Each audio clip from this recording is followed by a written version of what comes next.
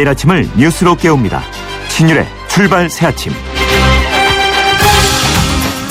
어제 이완구 총리 후보자가 드디어 총리가 됐습니다. 물론 아직 임명장을 받지 못했기 때문에 총리라기보다는 총리 지명자의 신분인데요. 하지만 오늘 아침 10시에 임명장을 받게 되면 이제 총리가 되는 겁니다. 그런데 어제 이완구 총리 지명자는 찬성 148표, 반대 128표, 그리고 5표의 무효표를 얻었습니다. 어제 참석한 야당 의원 수가 124명을 감안하면 4표의 여권 이탈표가 있었다고 계산할 수 있는데 이는 야당의 100% 반대표로 던졌다는 가정하에 계산이기 때문에 여당의 이탈표는 실제로는 이보다 훨씬 많을 수 있다는 생각입니다. 물론 국회의원 개개인은 헌법기관이고 또 자유투표에 맡겼기 때문에 이탈표의 존재를 두고 뭐라 할 수는 없는 상황입니다. 문제는 이런 이탈표가 갖는 의미라는 거죠. 그러니까 현 정권과 여당의 역학관계를 조금이라도 엿볼 수 있는 부분이라는 건데 앞으로 시간이 지날수록 이런 현상은 더욱 강화될 가능성이 높다는 데 주목해야 한다는 생각입니다. 물론 어제의 경우에는 야당은 명분을, 여당은 실리를 챙기는 그야말로 윈윈 게임이었다는 사실에 있어서는 의문의 여지가 없고 칭찬받아 마땅하다는 생각입니다. 앞으로도 이런 윈윈 게임을 우리나라 정치에서 보고 싶어하는 것, 국민의 한 사람으로서 당연한 바람이 아닐까요? 신율의 출발 새 아침, 오늘 순서 시작합니다.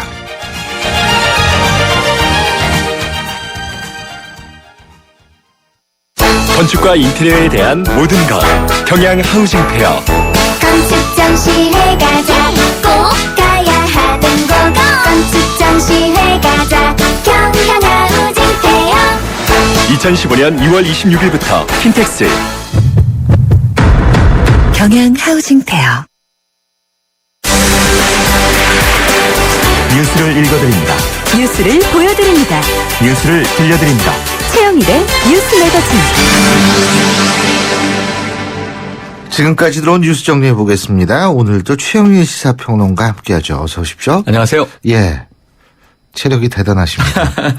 제가 어제 분명히 밤늦게 TV에서 봤는데 네. 또 이렇게 새벽까지 나와주시고 녹화는 아니었어요. 예, 당연하죠. 시사의 녹화는 없죠. 맞습니다. 예, 그렇습니다. 얼마나 힘드시겠어요. 아유. 자, 이완구 총리 인준안 제가 방금 말씀드렸습니다만 가결이 됐는데 맞습니다. 근데 이제 또 다른 관심사가 오늘 개각 발표를 하느냐 하는 부분인데 네네. 물론 아주 소폭의 부분 개각입니다만은 그죠? 소폭일지 중폭일지도 아직 가늠이 아직도 안 됩니다. 되나 모르나요? 오늘 조간신문 그 우리나라는 왜 쓸데없는 걸 비밀로 해요? 이게요, 개각 같은 거는 정말 예측 가능성 있게 해야 맞습니다. 되거든요. 그리고 어제 어떤 기자분이 저한테 코멘트 따라 전화를 하셨는데 이게 깜짝 인사 뭐 그런 말씀을 하시더라고요. 그래서 제가 깜짝 인사는 좋은 게 아니다. 그렇죠. 누구든 될 만한 사람이 되게끔 하는 인사를 해야지 뭐 국민들 놀래킬 일이 있어요. 서프라이즈 이러고서 그거는 좀 아닌데 오늘 카피가 어떤 겁니까? 준비한 것 중에서요. 네. 지금 오늘 카피는 네. 중용 이렇게 잡았어요. 중용. 네. 아하. 이게 사서 논어, 삼경 대학. 사서. 그렇죠. 네네. 이게 동양 철학에서도 아주 중요하게 생각하는 거고요. 또 이게 고대 그리스 철학에서 아리스토텔레스도 중용이 제일 중요하다. 중용이 제일 중요하다. 인간의 덕성 중에 가장 예. 중요한 덕목이다. 예. 그래서 이게 중용이 뭐냐 보니까 지나치거나 모자라지 아니하고 한쪽으로 치우치지도 아니한 떳떳하며 변함이 없는 상태나 정도. 이게 참 좋은 말인데 어렵죠. 예. 이렇게 살라 그러면 참 어려운 겁니다. 그렇죠. 네, 보니까 이 지나치거나 모자람이 없는 도리에 맞는 것이 중. 아하. 평상적이고 불변하는 것이 용. 아하. 합쳐서 이제 중용이라고 하는. 치우치지 않는 거. 네. 근데 아까 양쪽에서 말씀하신- 욕먹는 거네요. 그렇죠. 그러니까 이게 아리스토텔레스도 똑같은 얘기를 하는데 이런 겁니다. 용감이란 무엇이냐? 비겁과 무모의 중간이다. 예. 중용이다. 이렇게 얘기를 하는 거죠. 예. 그건 이제 무모함이 되는 거고 또 반대로 치우치면 이제 비겁함이 되는데 그 용감하다는 게 그 중간이 우리나라에서 어떻게 참 알겠어요? 이게 힘들어요. 양쪽에서 다 욕먹고 네. 이런 걸 다 참고 맞습니다. 이래야 되니까. 근데 관련 뉴스 어떤 게 있을까요? 관련 뉴스 이제 말씀하셨던 바로 어제의 그 총리 인준안 표결. 그러니까 저는 이게 약간 그 뭐랄까 대오가 흐트러진 지점에서 아까 말씀하신 대로 여야 대오가 살짝 흐트러졌는데요. 틀어졌어요. 지금 그래서 155명이 성공했어요. 참석한 네. 새누리당이 148표 나왔으니까 네. 최소 7표 이탈. 이게 그렇죠. 최소고요.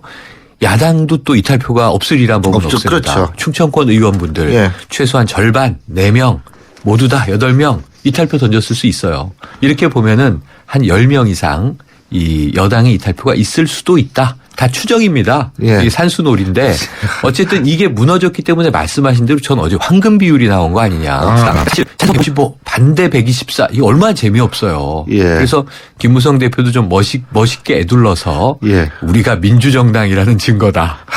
이탈표라는 게 당론 투표가 아니라 자유투표로 이제 나온 결과니까. 그거는 어떤 네. 면에서 당연하지만 네. 우리나라 풍토에서 이것이 갖는 의미로 주목할 필요는 있다라는 거죠. 맞습니다. 예. 그래서 두고 이게 해석될 것 같은 것이 이완구 이제 총리 오늘 임명 이제 받으실 거예요. 아마 예. 오전 10시 국무회의 그렇죠. 전에 받기로 돼 있고. 그럼 바로 국무회의 참석한다 그러더라고요. 맞습니다. 예. 참석해서 제청하고 이도하는 것인데 지금 우선 개각 이전에 가장 관심 있는 것은 비서실장 교체입니다. 예. 근데 아까 깜짝 인사 말씀하셔서 하마평에 내리는 비서실장 후보 예. 두구두구 제가 명단 발표해 드릴게요. 예, 입으로 혼자 다 하시는군요. 네, 이게 예. 저희가 오늘 준비가 안 돼 있어요. 미리 사전에 이제 예, 준비를 안 했으니까요. 자, 권영세 전 주중대사, 예. 현경대 민주평통 수석부의장, 한광옥 국민대통합위원회 위원장, 한덕수 전 국무총리, 현재는 이제 무역협회장이고요. 예. 김원길 전 보건복지부 장관, 김병호 언론진흥재단 이사장, 김학송 도로공사 사장, 이경재 전 방통위원장, 그리고 여기에 원내대표진 이주영 의원, 그리고 황교안 법무장관 발탁설. 근데 아침 조간신문을 꼼꼼히 보니까 지금 불러주신 분이 10분이 넘어요. 여기 지금. 이한구 의원도 가능성이 있다. 그래서 이한구 의원도. 참 많은 인물이 거론되고 있는데 자리는 하나입니다. 김기춘 그렇죠. 비서실장의 후임인데 네. 과연 누굴까? 또 이 중에 없을 것이다. 왜냐하면 깜짝 인사를 좋아하시기 때문에. 그래서 비서실장 누가 될지 모르겠고요. 예. 심지어는 비서실장 발표는 오늘 안 날 수도 있다. 불투명하다. 대통령의 고심이 깊다. 그래서 설 명절 연휴를 좀 지내고 그리고 나서 이제 이 비서실장 교체 발표를 할 수도 있다. 근데 뭐 비서실장 사실 지금 말씀하신 분들은 다 훌륭하신 분들이라서 깜짝 인사는 보라고 볼 수는 없죠. 네. 그런데 이제 여기에서 있는 분들 말고 다른 데서 어떻게 진짜 깜짝 저 사람 누구지 막 그러고 예? 인터넷 찾아보고 막 놀라다는 신일 거예요. 교수님이 가신다든가. 그럴 리는 없습니다. 예. 근데 저는요, 요거를 예. 두 그룹으로 나누고 있습니다. 누가 되시든 간에, 예. 뭐 예를 들면 뭐 한광옥 국민대통합위원회 위원장. 예. 그러면은 DJ 정부 인사니까 예. 또 이제 호남 인사고요. 탕평책이다. 뭐 여러 가지 예. 얘기를 할 수 있는데 두 개를 딱 나누면 올보이냐 영보이냐. 그 박근혜 대통령보다 더 연배가 있으신 관록 있는 원로 중진이냐 예. 아니면 좀 젊고 참신한 인물이냐. 권영세 전 주중대사는 박지만 회장급이거든요. 그런 면에서는 이제 상대적으로 젊으신 분이다. 박근혜 대통령께서 올드보이를 또 선호하느냐. 김기춘 비서실장을 떠나보낸다 하더라도 아니면 정말 젊고 좀 활력 있는 인물을 이제 투입할 것이냐. 우리가 관전 포인트가 될 것 같고요. 예. 뭐 지금으로선 전혀 오리무중입니다. 그렇군요. 그러면은 좀 가능한 쪽으로 넘어가면 결국은 이제 저 장관 후보들 네. 우선 해수부 장관은 비어 있으니까 무조건 채워야 되는 거죠. 여기 유기준 의원이 가장 유력하다고 유기준 그러죠? 새누리당 의원이 유력. 네. 통과하는 것도 아닌데 유력. 당선권에 있다. 뭐 이렇게 보여지고요. 통일부 장관 이제 교체설 나와 있습니다. 그래서 여기도 또 권영세 전 주중대사냐 아니면 김규현 국가안보실 제1차장 혹은 윤상현 전 원내수석 부대표냐.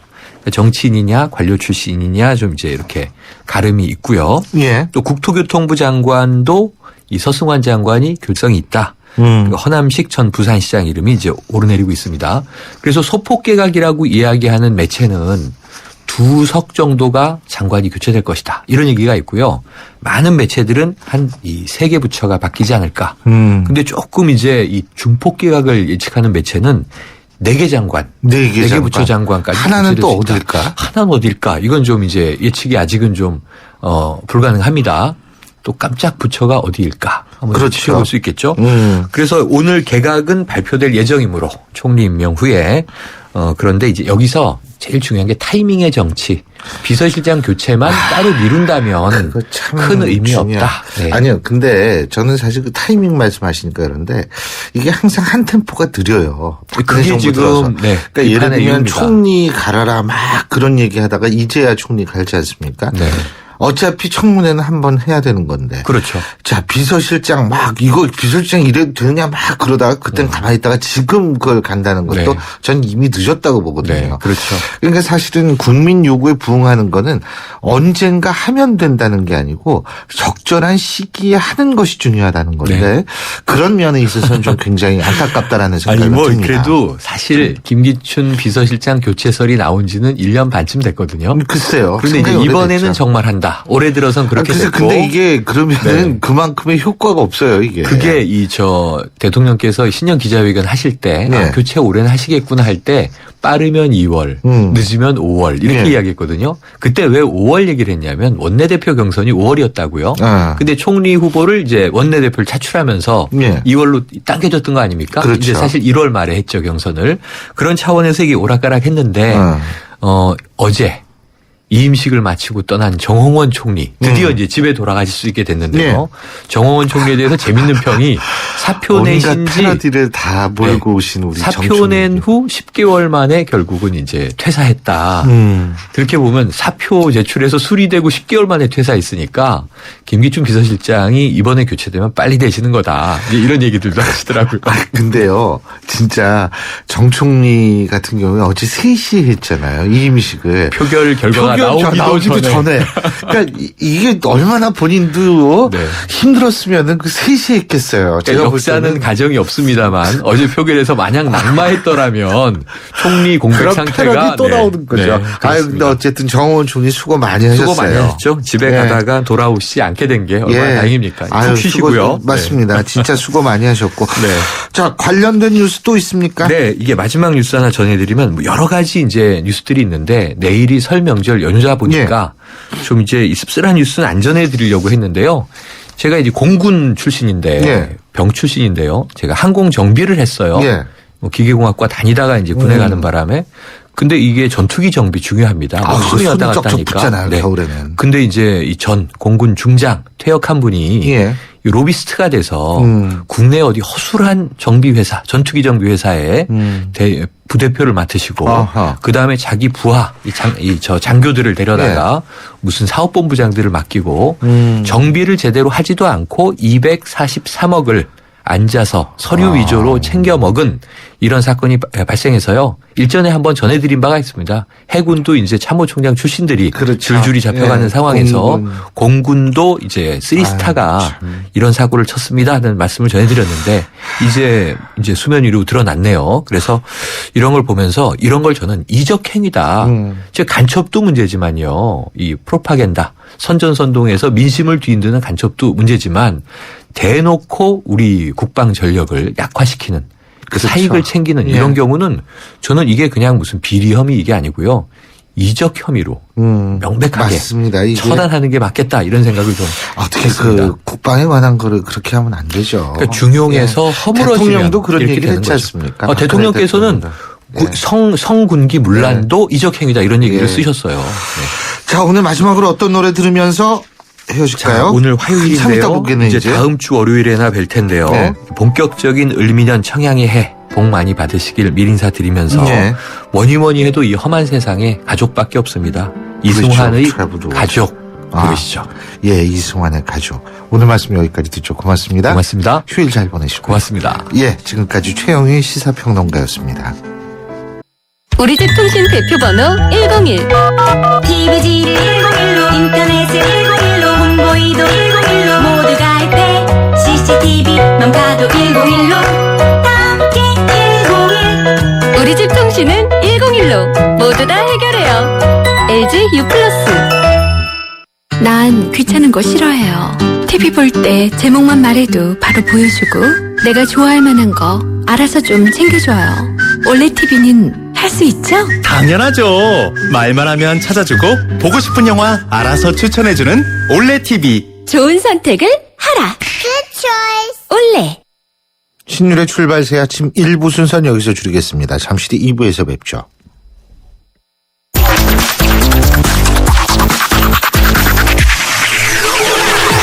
신율의 출발 새 아침. 신율의 출발 새 아침 2부 광고 듣고 시작합니다. 2월 누군가는 1,000원으로 버스를 탈 때 누군가는 1,000원으로 모닝의 주인이 된다. 1년간 하루 1,000원씩 이자만 내고 이후 원금을 상환하는 1,000원의 행복 프로그램으로 2015년 더 뉴 모닝을 만나세요. 스마트 오토 기준 선수율 15% 48개월 할부 금리 3.9% 홈페이지 참조. 기아 자동차. 유준상이 알려드리는 지친 간 이야기. 계속되는 야근, 독이 차오른다 풀리지 않는 피로, 독이 차오른다 간기능 장애에 의한 육체 피로, 온몸 권태. 매일매일 독하게 사는 당신의 간 건강을 위해 간에게 힘을. 매일매일 우루사. 건축과 인테리어에 대한 모든 것 경양 하우징 페어. 건축 전시회 가자 꼭 가야 하는 곳 건축 전시회 가자 경양 하우징 페어 2015년 2월 26일부터 킨텍스. 경양 하우징 페어. 여러분은 지금 대한민국 유일의 보도 채널 YTN 뉴스 FM에서 보내드리는 신율의 출발 새 아침을 듣고 계십니다. 저희가 계속 오늘 말씀을 드렸습니다만 이완구 총리 인준안이 어제 가까스로 국회 본회의를 통과를 했습니다. 제가 앞서도 말씀드렸습니다만 어쨌든 야당 여당 할 것 없이 전부 얻은 것이 있는 게임이었었다라는 것이 바로 어제 있었던 총리 인준안 통과인데요. 자, 이런 부분을 비롯해서 현안 얘기 들어보겠습니다. 강기정 새정치민주연합 신임 정책위 의장 연결합니다. 강 의장님 안녕하십니까? 네, 감사합니다. 예, 아유 축하드립니다. 어쨌든 좀 늦었죠? 네, 이완구 총리 파동 때문에 인사를 글쎄요. 드릴 기회가 없었습니다. 예. 아, 여러 가지 하실 일이 많으실 텐데요. 그렇죠? 네, 예. 예. 우선 문재인 대표를 중심으로 한 지도부가 내년 총선을 치르는 지도부인 만큼 또 당장 문재인 대표가 이 경제정당을 표방하고 소득주도형 성장을 꾀하자 이런 입장을 내기 때문에 우리 정책에서는 이 문재인 대표의 경제정당을 뒷받침하는 이런 일들을 좀 많이 하려고 생각하고 있습니다. 예, 경제정당으로서의 면모를 갖추시겠다. 그렇죠? 네. 예. 그런데 뭐 어제 총리 인준안 표결 결과 만족하시죠? 제가 볼 땐 만족하실 것 같아요. 야당 같은 경우에는. 뭐 국민들의 반대가 분명했음에도 불구하고 이 다수당이 존재하는 엄연한 현실 속에서는 뭐 최선을 다했다 이렇게 생각합니다. 뭐 최선을 다했을 뿐만이 아니라 어제 보니까 문재인 대표 체제의 그 지도력의 첫 번째 시험대였었는데 그래도 잘 통과를 한 것 같아요. 그건 진짜 확실한 것 같더라고요.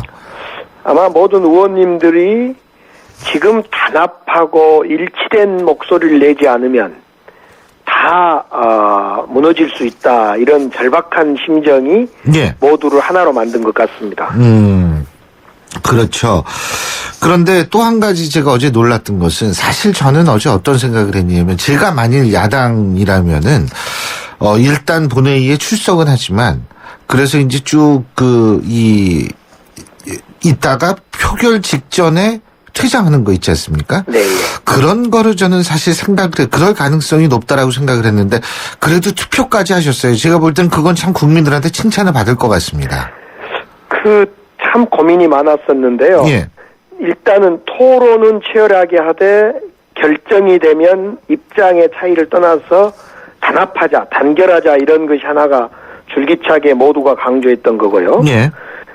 그러다 보니까 어떤 분들은 들어가지 말자, 또 들어가자, 또 들어갔다가 퇴장하자 여러 의견이 나왔습니다마는 결국은 우리가 동료 의원들을 믿고 또 동료 의원들은 국민들의 어떤 생각을 믿고 서로 믿고 아무튼 투표를 하자 예. 이런 판단을 했고 특히 거기에는 문재인 대표를 중심으로 하여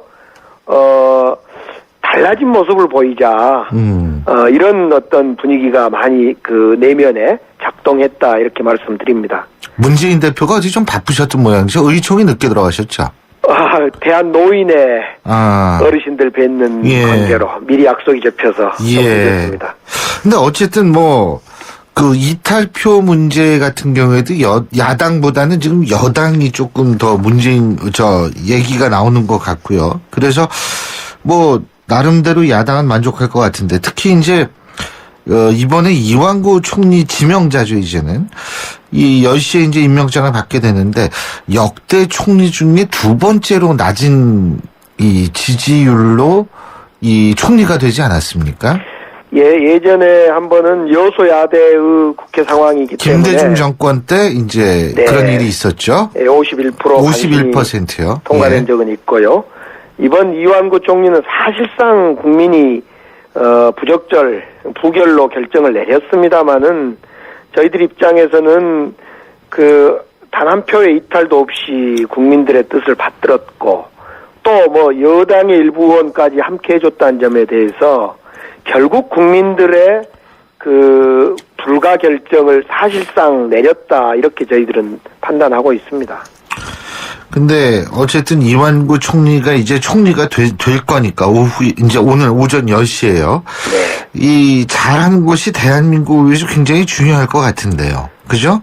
네, 그렇습니다. 저희들은 애초에 그래서 총리에게 기대도 표했고 원내대표 출신이고 국회를 아는 삼선 의원이기 때문에 지금 박근혜 대통령이 가장 잘못하다고 하는 소통과 공감을 못하는 것을 대신해달라 이런 얘기를 해서 내정도 환영했던 겁니다. 처음에. 그래서 지금은 이 반쪽 총리로 시작하지만은 진짜 진정한 책임 총리로서 자기 역할을 해주시고 정말 물러날 때는 온전한 총리로 마무리하기를 바라는 것이 저희 야당의 입장입니다. 예. 지금 책임 총리 말씀하셨는데 그 책임 총리라는 것 중에 가장 핵심은 뭐냐면 장관 제청권 아니에요. 그죠? 그렇습니다. 근데 예를 들면 이르면 오늘 이 장관의 임명, 뭐 소폭이 되든 중폭이 되든 제가 그건 모르겠습니다만 이름은 오늘 있다고 그러는데 이 처음부터 제청권 행사가 그럼 불가능하잖아요. 누가 되자마자 머릿속에 딱 있다가 이분을 하십시오. 이렇게 얘기가 나오긴 힘든 거 아니겠어요? 저희들은 이제 비서실장을 특히 어떤 의미에서 눈여겨보고 있고요. 예. 또 지금, 그 해수부 장관을 비롯해서 장관 몇 분들의 이 지금 임명이 필요한데, 예. 제청이 필요한데, 물론 이 총리가, 이제 된 만큼, 이왕에 준비된 사람들을 제청해야 될 거라고 보여지고, 앞으로, 장관, 국무위원들에 대한 어떤 제청권은 제대로 하시라는 뜻입니다. 이번 서너 분 그 제청권에 대해서는 현실적 한계를 인정하지 않을 수 없다 이렇게 봅니다. 예. 근데요, 지금 비서실장 장관 말씀하셨는데 사실상 비서실장 같은 경우에는 대통령이 직접 함께 청와대에서 일을 할 사람이니까 장관하고 좀 성격이 다른 거 아니겠어요? 대통령 본인이 원하는 사람을 해도 뭐라 그럴 수는 없는 거잖아요. 물론 그렇습니다. 지난 2년 동안 김기춘 비서실장에 대해서 정말 국정불통의 당사자다 그래 빨리 교체해라 그런데 이게 너무 늦어졌는데요. 예. 비록 비서실장이 이 대통령의 이 신복 마음을 꿰뚫은 사람이기 때문에 이 비서실장까지를 총리가 제청권 행사하는 것은 크게 보면 넓게 보면 맞지는 않다고 보는데 예. 어쨌든 자꾸 이 권영세와 같은 분 또 과거에 현재 김기춘 비서실장 같은 분 이런 분들이 거론되는 것은 그런 거에 대해서 직언을 하고 옳지 않은 거에 대해서는 분명히 국회의 입장이나 국민의 입장을 소신 있게 전달하는 그런 총리가 되었으면 좋겠습니다. 그렇군요. 또 하나는 이제 김장수 전 청와대 국가안보실장 주중대사로 내정이 됐는데 여기에 대해서도 야당은 좀 할 말이 많은 모양이더라고요. 우리 김기춘 비서실장 대신 만약 권영세 주중대사를 비서실장으로 하면 이건 인적 쇄신을 바라는 국민들의 요구하는 사실상 설상가상의 어떤 인사라고 보여지고요. 예.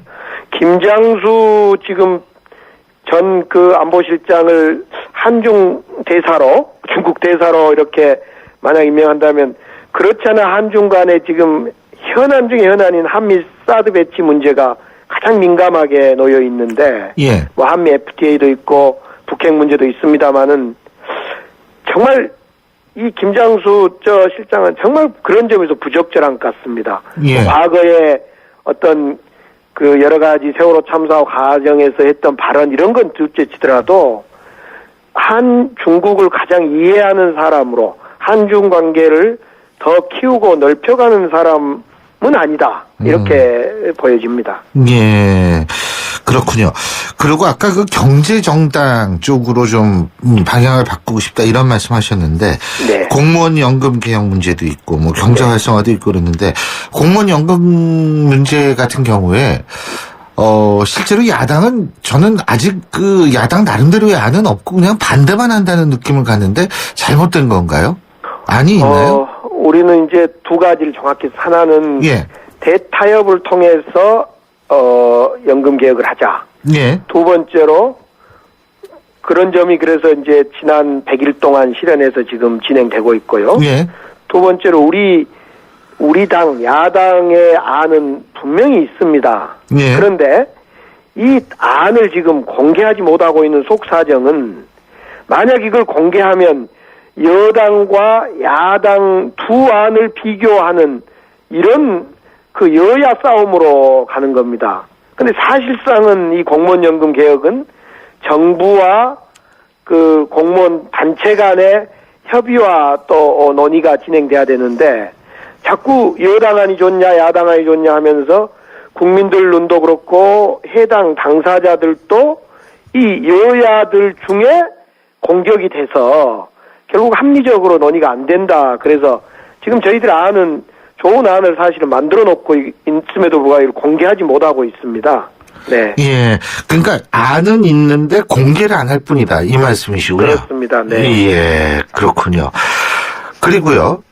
지금 이제 문재인 대표 여러 가지로 지금 인사 단행하고 있고 지명직 최고위원도 지금 두 분을 다 임명을 했죠. 그렇죠? 네.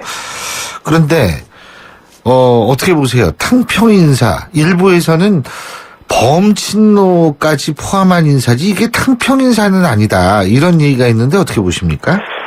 제가 예전 2008년에도 당직을 맡아봤고요. 예. 또 당을 그동안 이렇게 지켜보면서 항상 전당대회에서 승리한 쪽은 주류였고 패배한 쪽은 비주류로 항상 남았습니다. 이번에도 그렇지 않았나요? 예. 그러다 보니까 늘 주류 비주류의 갈등이 계속되어 왔는데 예. 적어도 이번에는 문재인 대표를 도와서 승리한 쪽은 철저히 배그정군하고 있고 예. 어떤 의미에서 문재인 후보를 돕기는 돕더라도 약간만 도왔거나 예. 또는 그 돕지 않았던 사람 사실상 윤해 후보 대변인 같은 경우 예를 들면 등을 포함해서 사실상 대표를 돕지 않는 분들까지 포용하는 인사였다. 그래서 뭐 저는 당내에서 정말 좋은 평가를 지금 받고 있는 거 아니냐. 그리고 그런 분위기가 이번 이완구 총리 후보자 투표에도 배경에 있었을 거다. 저는 이렇게 생각합니다. 예.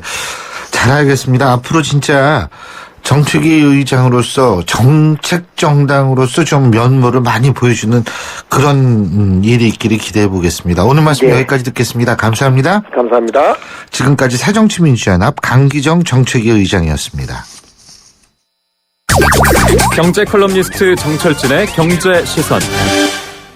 경제 뉴스 알아보겠습니다. 정철진 경제 컬럼니스트 연결합니다. 안녕하십니까? 네, 안녕하십니까. 예.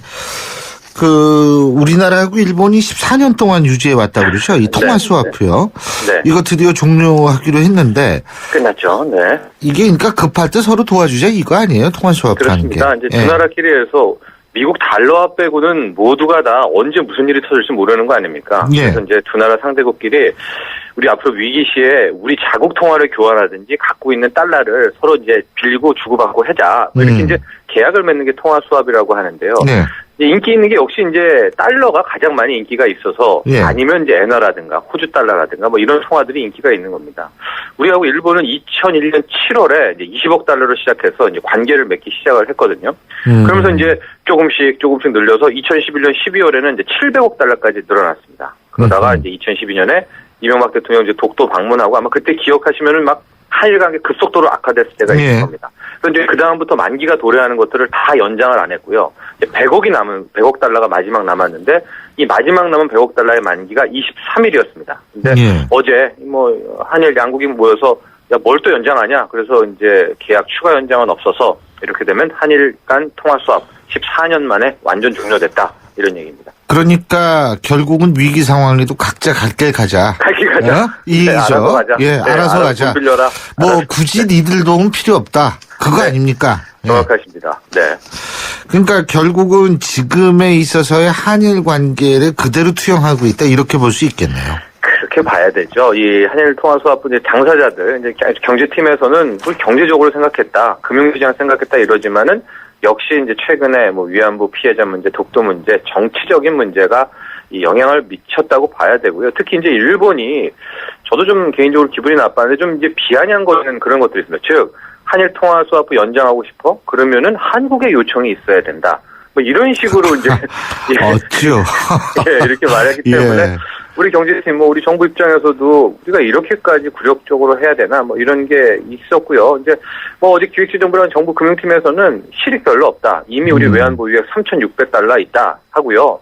밝혔고, 또 하나, 우리가 이 한중 통화 수합을 맺어가지고 이게 점점 규모가 커지고 있어서 지금 원화로 한 64조 원 규모까지 돼 있거든요. 예. 그러니까 이제 이 만기는 한 2017년까지니까 일본이 그렇다면 우리는 한중 통화 수합이 있어.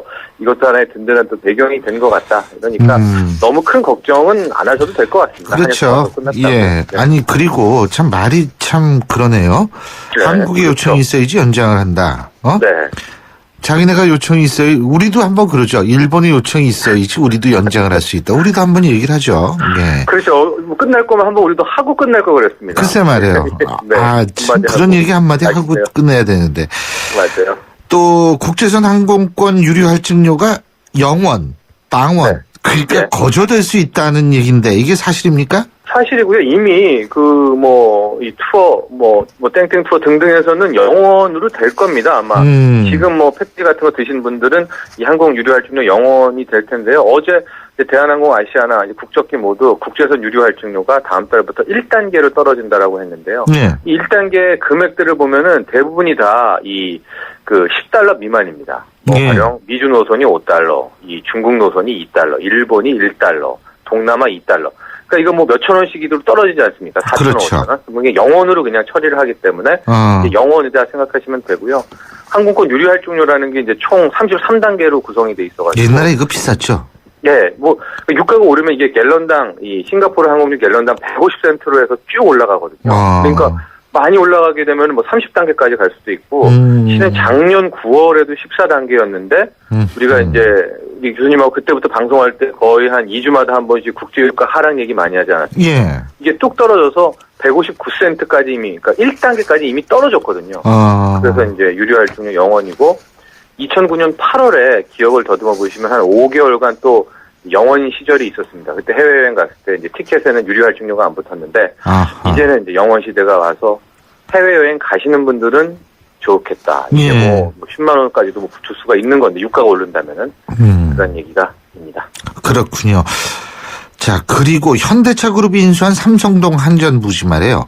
네. 업무용 토지로 인정을 받았네요. 그렇죠? 그렇습니다. 네, 예. 인정을 받았습니다. 이게 인정받기가 좀 힘든데 여러 가지 요인들을 고려한 것 같은데요. 이제 10조 5,500억 들여서 이제 글로벌 비즈니스 센터 짓고 호텔 짓고 하겠다라는 건데 모두 다 인정받은 거는 아니고요. 한 8조 원 정도. 즉 자기 사용하는 부분에 대해서만 이 기획재정부가 이제 업무용 토지로 인정을 해줬습니다. 이게 왜 중요하냐면은요.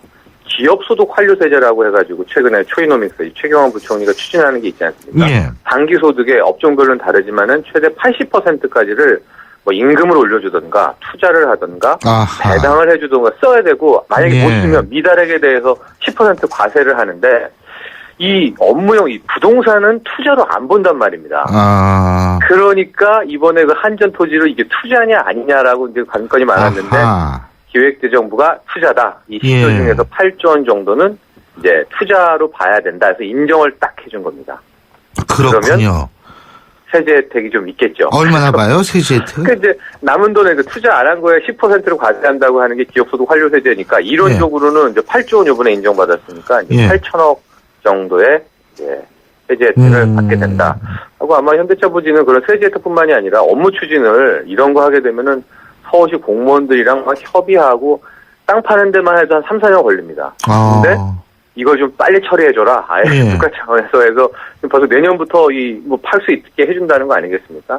여러모로 아마 통 큰 투자를 한 거에 대한 뭐 일종의 좀 뭐 여러모로 좀 받는 것 같기도 한다. 예. 있네요. 예, 잘 알겠습니다.